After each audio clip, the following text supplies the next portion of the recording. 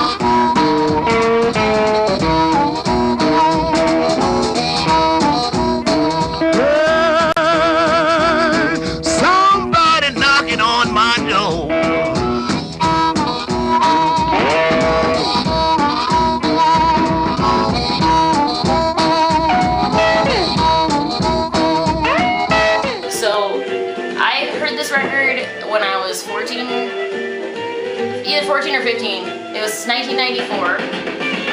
My friend's dad got rid of all his records, and he, moved to CDs, and he had like the total boomer collection, and he gave it to us, and I was the only person that had a record player in my garage, so these crates of records ended up in my garage, and it was like a lot of stuff that I'd heard. There was like a lot of Pink Floyd, a lot of Beatles, a lot of Led Zeppelin, there was some Black Sabbath in there, and then there was a lot of stuff that I hadn't heard. And the stuff that I hadn't heard, we went through basically, like I would be like, oh, what cover looks the coolest?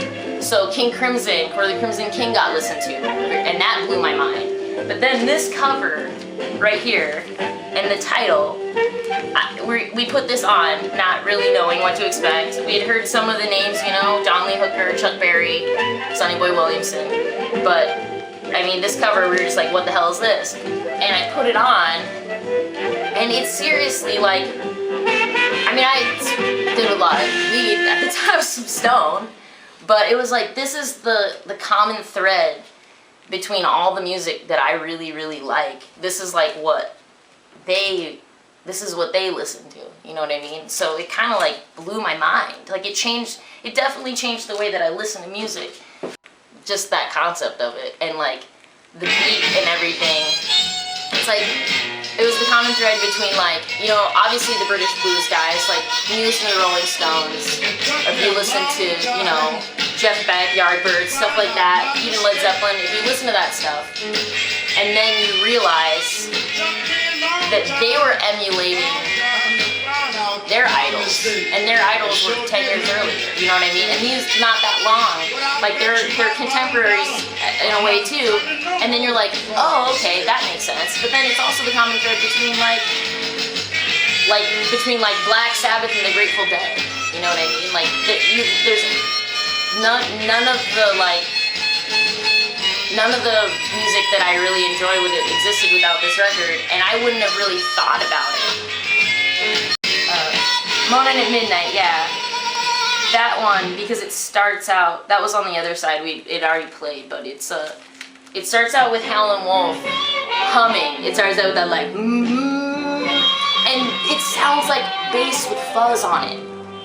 When I heard that sound start on that song, I didn't know what was making that sound until the note decays and he starts singing, and he does that thing where you're like, that's distortion, that's what people want their guitars to sound like, that's what people want their pedals to sound like. These were the first guys to play electric instruments. Like, this is the birth of electric guitar. I don't know, they were like, they go from accidental to intentional. I don't know. And when, you gotta listen to this shit and realize that, I don't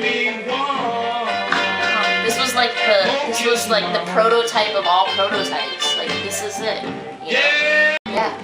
That sound, Howlin' Wolf's voice in the beginning, that hum, it sounds so crazy. This is the part in the video where you find that and you put it in, and it's like,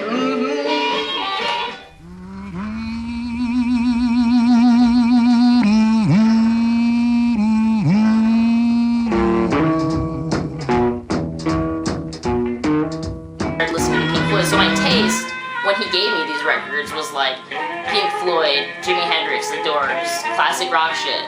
But then you hear this and you're like, oh, you know, like you understand what they were listening to and how that they would be like seeking out these singles at that time, you know, seeking out these chess singles from the 50s. And then it got to the point where it was so appreciated that they were making like compilations of, Chess was making compilations of it in 1969, you know, like 15 years later, because they knew people wanted it, you know what I mean? The record's meant a lot to me. Like, because of that record collection, I got into John Mayall and the Blues Breakers, and that's how I got into Jeff Beck, and that's how I got into all the like British blues shit that like, to this day, like, I'll rediscover parts of it and love it, you know what I mean? But this is the record that opened my eyes to really, like, the roots of rock and roll music.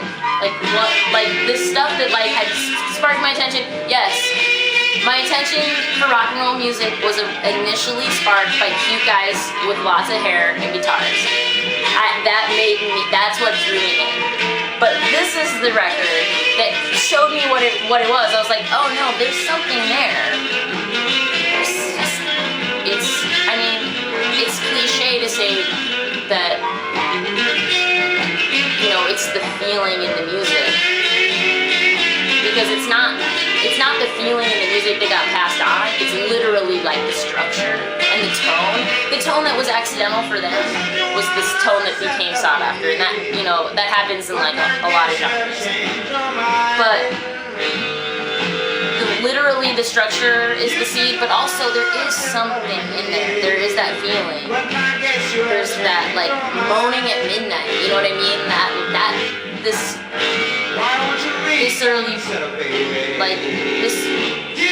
early example of just like, that's what it is about rock and roll that gets to me, is those songs. Like that's what I like about the Scorpions. When Klaus is singing and it's like that you can feel it. That's what I like about Stevie Nicks. When she sings, like she's a little not right on the note that is on key. She's like a little flat, but it's like that's her feeling. She kind of like scoops into, like she holds it out and kind of goes down, and it's like that feeling. Hank Williams, also that fucking tiered. He was also influenced by the blues, not Chicago electric rhythm and blues. But it's, you know, they call it the tier or whatever. Like, it's that feeling in the voice. And those people that I love that sing that or play that on the guitar, that feeling in the guitar, you can also hear it. But that feeling, that's like a ghost within that just grabs your kind of heart and like twists it a little bit.